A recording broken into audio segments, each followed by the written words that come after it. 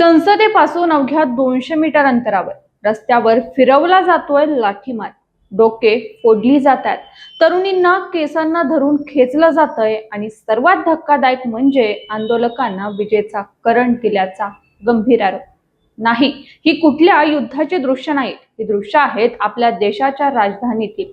20 जुलै रोजी दिल्लीत नेमकं असं काय घडलं ज्यामुळे अख्खा देश पेटून उठलाय? सोनम वांगचुक यांच्या सुटकेचा आणि पेपर फुटीचा काय संबंध आहे, जाणून घेऊयात या एक्सप्लेनर व्हिडिओमधून. नमस्कार, मी प्रियंका आणि आपण पाहताय पब्लिक कट्टा. या सगळ्या संघर्षामागे दोन प्रमुख मागण्या आहेत. पहिली मागणी, देशातील शिक्षण क्षेत्रात सतत होणारे पेपर फुटीचे गैरप्रकार रोखा.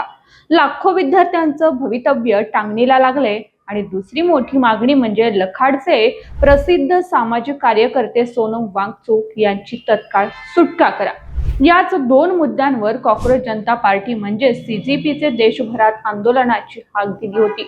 या हाकेनंतर फक्त दिल्लीच नाही तर महाराष्ट्रात मुंबई, पुणे, कोल्हापूर, यवतमाळ पासून ते थेट लखाड, जम्मू आणि हिमाचल प्रदेशापर्यंत निदर्शनाचा भडका उडाला. 20 जुलैच्या सकाळी दिल्लीचं जंतर मंतर हे या आंदोलनाचं केंद्र बनलं.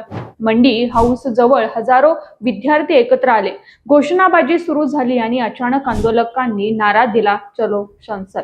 हजारोंचा जनसमुदाय संसदेच्या दिशेनं निघाल्यावर पोलिसांची धांदल उडाली. रायसीना रोडवर मोठमोठे लोखंडी बॅरिकेड्स उभारण्यात आले होते, पण संतप्त विद्यार्थ्यांनी हे लोखंडी बॅरिकेड्स हाताने तोडून पाडले.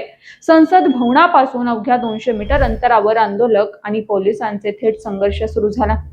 सुरक्षेचा उपाय म्हणून प्रशासनाने तत्काळ राजीव चौक आणि सेंट्रल सेक्रेटरीएट सह 5 प्रमुख मेट्रो स्टेशनचे दरवाजे बंद केले. परिस्थिती हाताबाहेर गेल्याचं दिसताच दिल्ली पोलिसांनी नवीन दिल्ली जिल्ह्यात कलम 163 लागू केला आणि आंदोलन बेकायदेशीर घोषित केलं. पण यानंतर जे घडलं त्यानं सर्वांनाच हादरवून सोडलं. आंदोलनाला पांगवण्यासाठी पोलिसांनी तुफान लाठीमार केला आणि अश्रुधुरांच्या नळकांड्या फोडल्या. सीजेपी आणि प्रत्यक्षदर्शींनी केलेल्या दाव्यानुसार तब्बल 40 ते 50 जणांची डोके फोडण्यात आली. 12 वर्षाच्या मुलीपासून ते अनेक तरुणी रस्त्यावर रक्ताबंबाळ झालेत. आणि सर्वात धक्कादायक आरोप म्हणजे इलेक्ट्रिक करंट. अनेक आंदोलकांनी दावा केलाय की पोलिसांनी बॅरिकेड्स मध्ये विजेचा प्रवाह सोडला होता. बॅरिकेड्सला हात लावताच आंदोलकांना करंट बसत होते.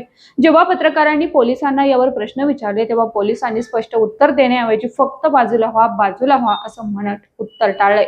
सोनम वांगचुक यांना पोलिसांनी ताब्यात घेऊन रुग्णालयात दाखल केलं होतं. त्यामुळे जंतर मंतरवर रात्रभर आंदोलन ठाण मांडून होते. सकाळी सोनम वांगचुक यांच्या पत्नी गीतांजली जे आगमो आणि सीजेपी संस्थापक अभिजित दिपके यांनी या आंदोलनाची सूत्रे हाती घेतली. मात्र पोलिसांनी केलेल्या कारवाई दरम्यान अत्यंत धक्कादायक प्रकार घडला. सीजेपीच्या दाव्यानुसार पोलिसांनी सोनम वांगचुक यांच्या पत्नी गीतांजली यांना केसाला धरून खेचलं आणि धक्काबुक्की केला.